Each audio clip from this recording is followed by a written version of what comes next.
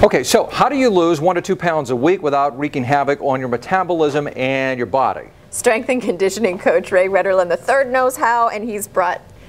That's nasty. That visited us once before. Do you remember that? No, I don't think I was here. I'm fascinated by this being a pound of fat. That represents 1 pound of fat, which is equivalent to 3,500 calories. Wow. Yeah. 3,500 calories. 3,500 calories. Man, that's...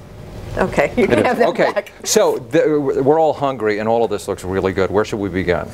Well, so basically what I have here is I just have a representation of a standard 2,000 calorie day. And then based off of your goal specifically, that's where you can kind of tailor things to your needs.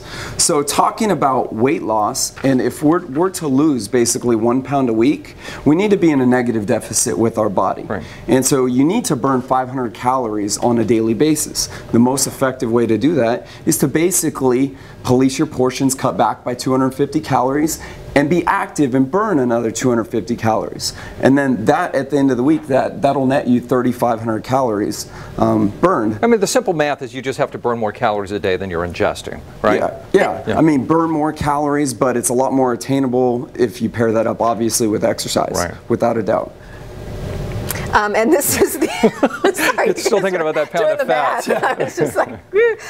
so this is your 2,000 calorie modified paleo meal plan, is that right? Is this how it works out? Yeah, and when I say modified paleo, it really is the fact that I have oatmeal here. I love oatmeal, and this is actually muesli with the berries, some vanilla extract, some low-fat milk, and it serves for a great breakfast, but paleo is just all about lean proteins, good fats, nuts, fruits, and vegetables. So there's traces of gluten in it, and that's where that's a little bit different from the paleo basically, and then with the supplement itself. Okay, talk a little bit about macronutrients, because I think a lot of us don't really realize what that is. So macronutrients, basically your ratios, as far as like your carbs, your proteins, and your fats.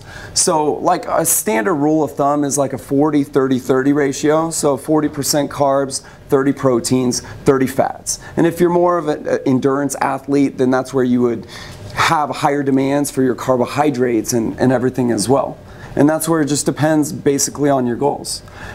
Okay, so not to bring in some more numbers, but to bring in some more numbers that are important, the basal metabolic rate is also something we have to pay attention to, right? So the basal metabolic rate is just the rate that your body is burning calories to carry out all the physiological functions that takes place on a daily basis.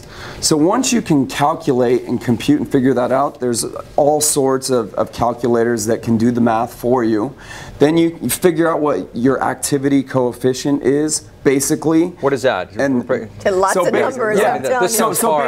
So basically, I know without getting too specific, so just given from, moderate to a lot of exercise on a daily basis, you constitute that and plug that in with all your demographic info. So your age, your gender, how tall you are, what your weight is, and then from there you can figure out your total energy expenditure on a daily basis. So in doing so... Okay, that sounds really, really difficult though. Is there, what's the simplest way to kind of like boil this down? Maybe? So calories in versus calories out, basically. Okay. So if your body's not changing, then everything is balanced at zero.